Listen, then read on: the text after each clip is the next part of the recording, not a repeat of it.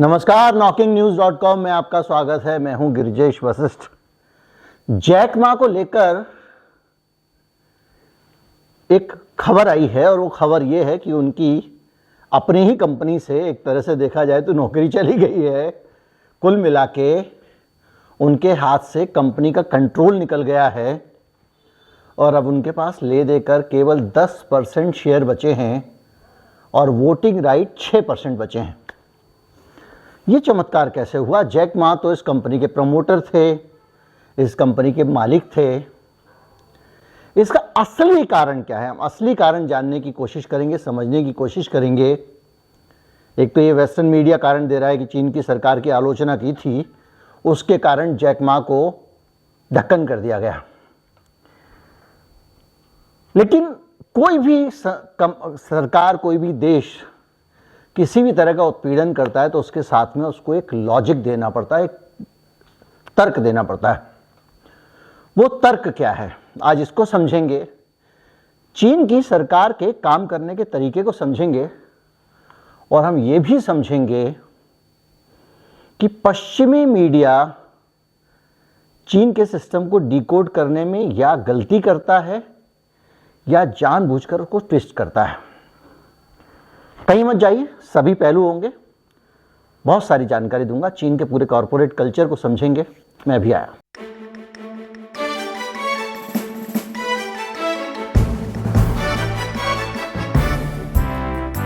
चीन से जो आधिकारिक स्टेटमेंट आया है वो क्या आया है? वहां से जो कंपनी है, जिस कंपनी ने जैक मा की ये हालत की है, अब जैक मा की अपनी कंपनी कहिए, उसका कहना क्या है। जब तक हम ये नहीं जानेंगे तब तक हम इसको पकड़ नहीं पाएंगे। इस वीडियो में हम दोनों पहलू लेने की कोशिश करेंगे और कतई ये दिमाग में लेकर ना चलें कि यहाँ पे कोई चीन के पक्ष में बात करने वाले हैं, चीन के खिलाफ बात करने वाले हैं। हम ये समझने की कोशिश करेंगे। देखिए, वेस्टर्न मीडिया का प्रोपेगेंडा जितनी बड़ी चुनौती चीन के लिए है, उतनी बड़ी चुनौती हमारे लिए भी है। ये जो वेस्टर्न डेमोक्रेसीज हैं, ये अपने हितों को सबसे ऊपर रखती हैं और जो वहाँ का मीडिया है उसके भी एजेंडे पे उसके अपने हित होते हैं। भारत के नागरिकों के बारे में या रूस के नागरिकों के बारे में या चीन के नागरिकों के बारे में बहुत सकारात्मकता से सोचते हो, ऐसा है नहीं। जब तक देश में अमेरिका के रास्ते पर पूंजीवाद नहीं आया था,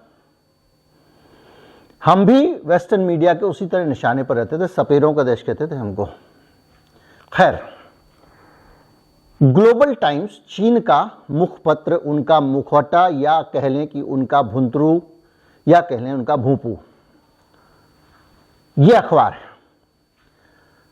जैसे बीबीसी ब्रिटेन का अखबार है, CNN, वॉशिंगटन पोस्ट अमेरिका के अखबार है। जैसे कि बीबीसी अगर उनका एक राजकुमार राजमहल की और राज परिवार की निंदा करता है तो जल्दी से वहाँ पे गार्जियन और दूसरे जो अखबार हैं लोकल, वो एक सर्वे करके ले आते हैं और लगातार ये कहना शुरू कर देते हैं कि इसने जो महल के खिलाफ बयान दिया है ना, उससे लोग उससे नाराज हो गए लंदन में, हमने सर्वे किया। उसी तरह से ये जो चाइना का ग्लोबल टाइम, ये चीन की सरकार का भूपू है। ये वही कहता है जो चीन की सरकार कहेगी। जो हमारे भारत जैसे न्यूट्रल लोग हैं, उनको इन दोनों में से किसी की बातों में भी नहीं आना चाहिए। तो पहले समझते हैं ग्लोबल टाइम्स ने क्या कहा है। ग्लोबल टाइम्स का कहना यह है कि इस कंपनी में कॉरपोरेट गवर्नेंस को बेहतर बनाया गया और रीस्ट्रक्चरिंग की गई, और रीस्ट्रक्चरिंग करने के बाद लोगों की वोटिंग राइट भी इस कंपनी ने रीशफल किए। अब कैसे किए?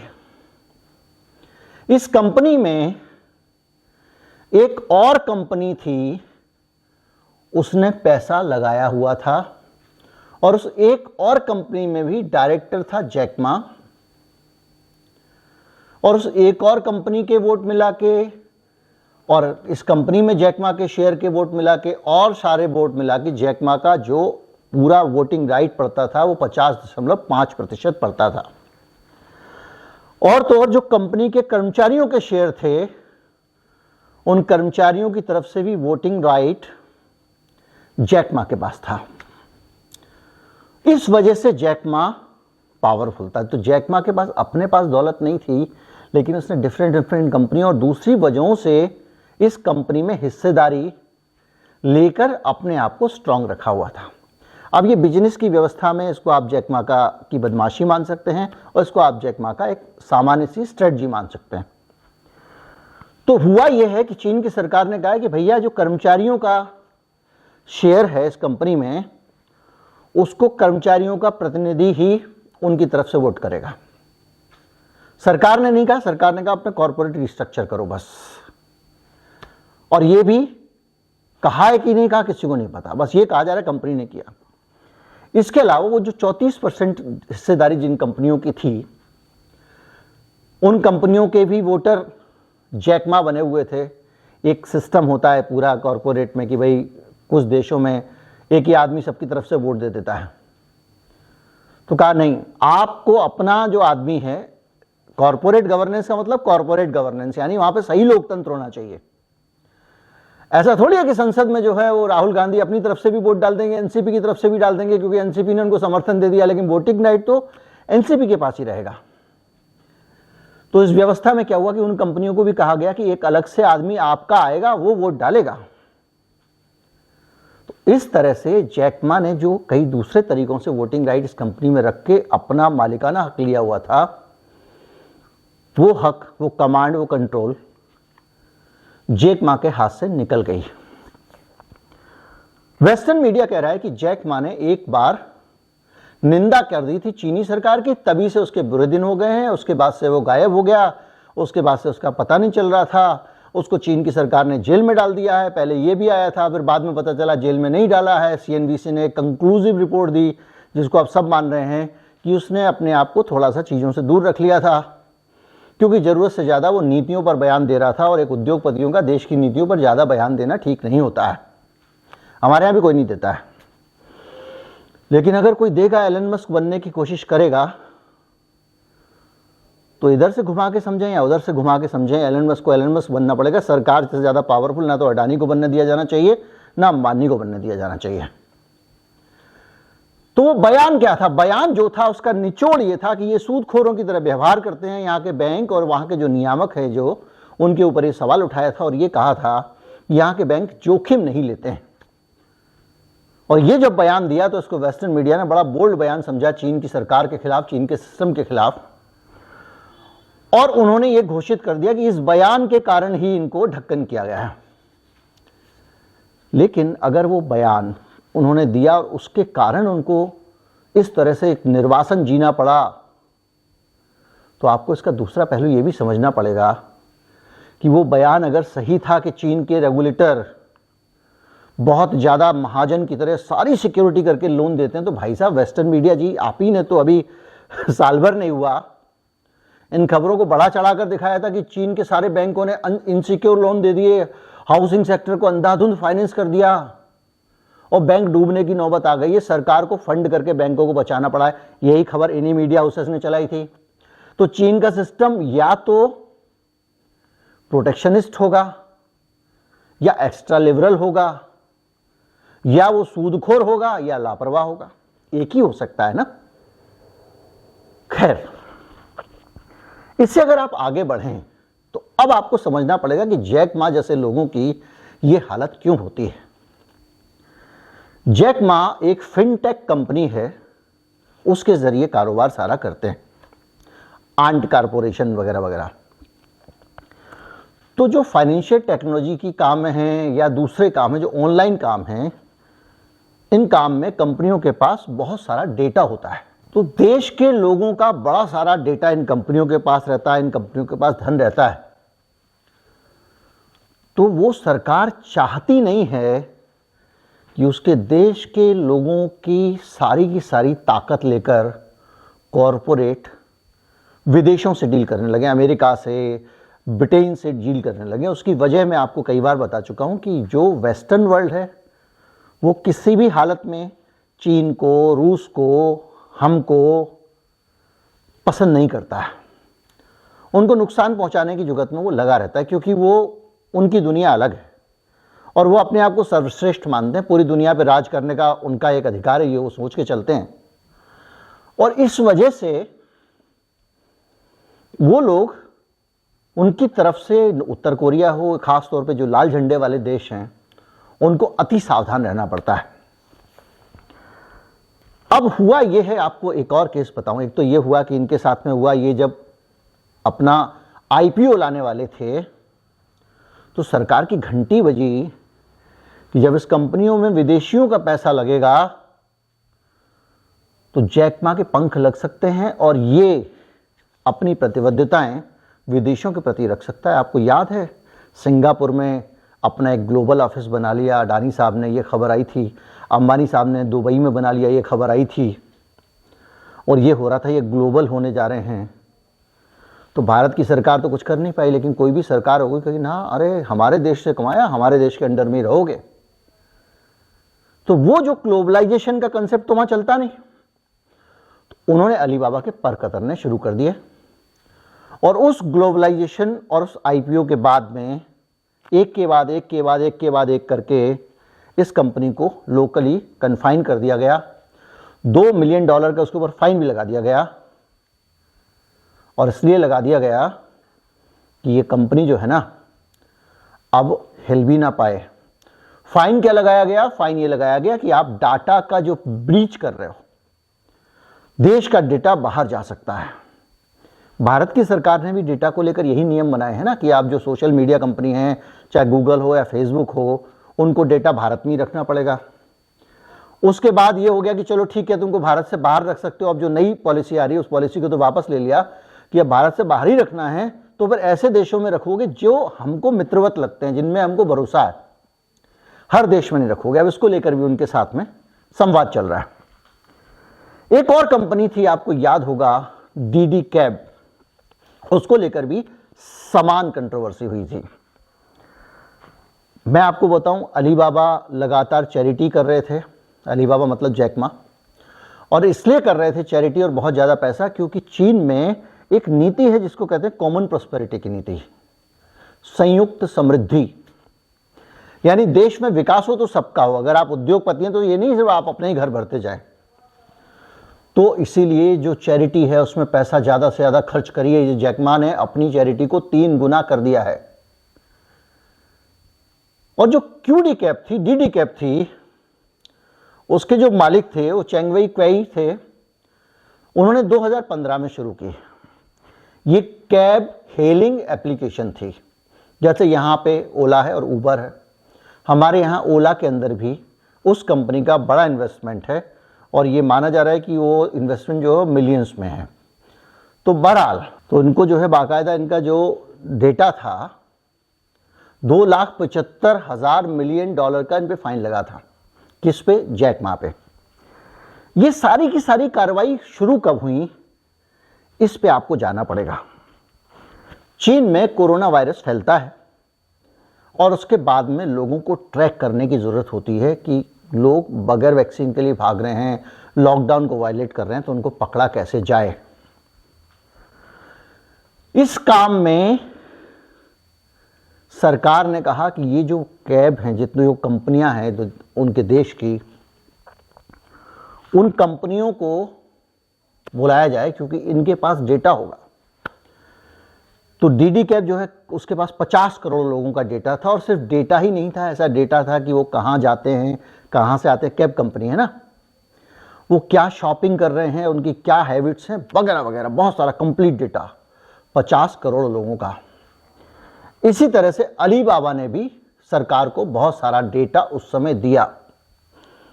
लेकिन सरकार के दिमाग में एक चीज़ आई कि ये दोनों तीनों कंपनियां जो हैं, इनके पास में अगर इतना सारा नागरिकों का डेटा है तो ये डेटा अगर देश से बाहर चला जाता है तो ये देश की सुरक्षा के लिए बड़ा खतरा होगा। इसी वजह से इन पर नजर रखी जाने लगी। तो डीडी कैब जो है, उसने जो डेटा दिया था 50 करोड़ लोगों का, उस डेटा को वो बाहर अमेरिका में रखने वाले हैं, इस बात का आरोप लगाकर उनके खिलाफ चीन की सरकार ने जांच शुरू कर दी। क्योंकि वो भी 2020 में अपना आईपीओ लाने वाले थे, यानी कंपनी में विदेशी निवेश लाने वाले थे।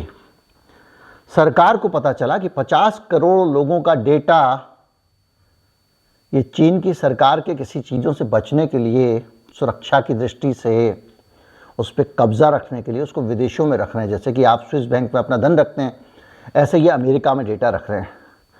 ये पता चला तो इसके खिलाफ जांच शुरू हो गई और इसकी सेवाएं कर दी गई बंद। तो आप एक बार बताइए, इसका एक कंपनी का अगर आईपीओ आने वाला है, उसका शेयर आने वाला है मार्केट में, और अगर ये पता चला कि उस कंपनी के ऊपर देश में ही रोक लग गई है, तो उसका शेयर कौन खरीदेगा? तो इनका आईपीओ प्रोग्राम घुस गया। फिर उन्होंने सरकार से कहा कि साहब देखिए, हम तो बड़े अच्छे लोग हैं, हमने तो इतने सारे लोगों को रोजगार दिया हुआ है, और यहाँ तक कि जो लोग देश की सेवा में लगे होते हैं उन्हीं को हम ड्राइवर रखते हैं। देश की सेवा में कौन? चीन में एक ही पार्टी का शासन चलता है, तो उस पार्टी के जितने कार्यकर्ता थे उन सबको इन्होंने ट्रेनिंग दी, गाड़ी चलाना सिखाई और उनको ड्राइवर भी रखा। तो बड़ी संख्या में कम्युनिस्ट पार्टी के कार्यकर्ताओं को इन्होंने नौकरी दी वहां पे। इसकी दुहाई दी तो ये काम किया कि हाँ ठीक है भाई, आपकी ऐप पे बैन रहेगा, लेकिन नई ऐप कोई डाउनलोड नहीं कर पाएगा, नया डाटा आप इकट्ठा नहीं कर पाएंगे। जिन लोगों का डाटा ऑलरेडी है बस उसी से काम चलाइए, जिसके पास ऐप है वो बुला ले कैब को, नहीं है नहीं बुला ले। तो चीन जो है ना, वो अपनी चीज़ों को लेकर बहुत ज़्यादा, या कहें कि डरा हुआ है, या कहें कि सावधान है, या कहें कि सजग है, या कहें कि कुछ ज़्यादा ही पजेसिव है। तो अपने यहाँ किसी को भी जरा भी कंपनी ने बाहर का रास्ता देखा तो वो उसको बर्दाश्त नहीं करता है। जो बहुत बड़ी गेमिंग कंपनियां थी, टेंजेंट थी एक, उसका भी डीडी कैप में काफ़ी पैसा लगा हुआ था। उन सबको भी कहा कि भाई गेमिंग का 2 घंटे गेम खेलोगे हफ्ते में वगैरह वगैरह, ख़त्म। इसी तरह से ये आपकी जो एजुकेशन ऐप हैं, जो बायजूस टाइप की हैं, वहाँ पे उनके लिए भी बोल दिया गया कि ये अंधाधुंध धंधेबाजी है, बच्चों को स्कूल में ही पढ़ाना पड़ेगा और स्कूल में ही ढंग से पढ़ के निकल के आना पड़ेगा। इससे भेदभाव पैदा होता है, कुछ बच्चों को ज़्यादा पढ़ने का अवसर मिलता है, कुछ को कम मिलता है, तो उसको भी बंद कर दिया उन्होंने। तो ये जो पूरी चीज़ें हैं ना, इसको आप इस तरह से समझें कि जो खबरें हमारे पास आ रही हैं उन खबरों के 2 पहलू हैं। एक पहलू वो है, वो जिस धरती पे घट रही है वहाँ से जो आ रहा है, चीन की सरकार का, चीन की कंपनियों का, चीन के मीडिया का, जैसा भी है। दूसरा पहलू पश्चिमी मीडिया का है। अगर आप इंडिपेंडेंट मीडिया कहें तो ना तो वो है ना ये है।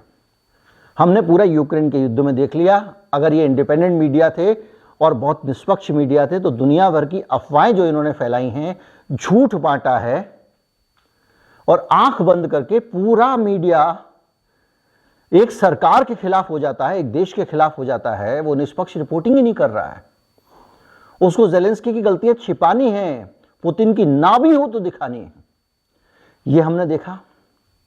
हमने ये भी देखा कि बीबीसी पे जब उसकी महारानी मरती है तो कई दिनों तक किसी और खबर के दिखाने पर प्रतिबंध होता है, कुछ और दिखाई नहीं जाएगा। तो कैसे इंडिपेंडेंट मीडिया? हमारा गोदी मीडिया गोद में है तो कम से कम कहीं ना कहीं उसके पास ये ऑप्शन तो है कि चलो भाई मर जाएंगे लेकिन हम नहीं लेंगे सरकार से पैसा, नहीं डरेंगे हम सरकार से। तो सड़क पे आके कुछ कर तो सकता है। कुछ तो मीडिया हाउसेस हैं जो देश में कर रहे हैं, और बाकी भी कर सकते हैं ना, थोड़ा जोखिम होगा। वहां तो बिछे हुए हैं, अमेरिका में बिछे हुए हैं, ब्रिटेन में बिछे हुए हैं, चीन में भी इसी तरह से है। तो हम क्यों इन सब पे विश्वास करें? तो जब ये खबर आई और मुझे ये बताया गया, वो एक लाइन की खबर की, एक बार एक बयान दिया था, उसके बाद से चीन की सरकार, शी जिनपिंग नाराज हैं और ये कर रहे हैं वो कर रहे हैं। इन्होंने तो तख्ता पलट भी करा दिया था शी जिनपिंग का, याद कीजिए। मिलिट्री शासन हो गया है, नजरबंद कर लिया गया है, अंड वंड संड। तो जो भी है, हमको अगर सच जानना है तो आपको सच के लिए अलग अलग पहलुओं को देखना पड़ेगा। यही कोशिश इस वीडियो में मैंने की है। हम किसी एजेंडा में क्यों फंसे हैं? मानता हूं देश में 1000 में से 1000 अखबार, 1000 में से 1000 चैनल, उन्हीं एसोसिएटेड प्रेस, वो एपीआई है, राइटर्स है, इन सब जो इंटरनेशनल एजेंसियां हैं, एएफपी है, उन्हीं की जानकारी उठा उठा के दिखाते रहते हैं, क्योंकि इनका नेटवर्क तो है नहीं। भारत का इंडिपेंडेंट नेटवर्क है नहीं, तो हम इनकी जिस तरह से गुलाम बन गए हैं, ऐसी हालत में न्यूट्रल खबर पाने के लिए थोड़ी मेहनत करनी पड़ती है, जो इस वीडियो में मुझे करनी पड़ी। चीन का पक्ष कहीं था ही नहीं, ग्लोबल टाइम्स से निकालना पड़ा। उम्मीद करता हूँ उस वीडियो से आपको जानकारी मिली होगी, आपको समझ में आया होगा, आपको ये भी समझ में आया होगा कि किस तरह से एक जो इस दुनिया में दो देश जो हैं कितना असुरक्षित महसूस कर रहे हैं अपने आप को पश्चिम से, और उससे बचने के लिए किस तरह के उटपटांग कदम उठा रहे हैं। उम्मीद करता हूँ वीडियो अच्छा लगा होगा। अच्छा लगा हो तो ज़्यादा से ज़्यादा लोगों तक पहुँचाए, चैनल को सब्सक्राइब कर लें। 1 मिलियन सब्सक्राइबर का अगर लिखा हुआ नंबर देखना चाहते हैं तो दोस्तों से कहें सब्सक्राइब कर लें। नमस्कार, जय हिंद।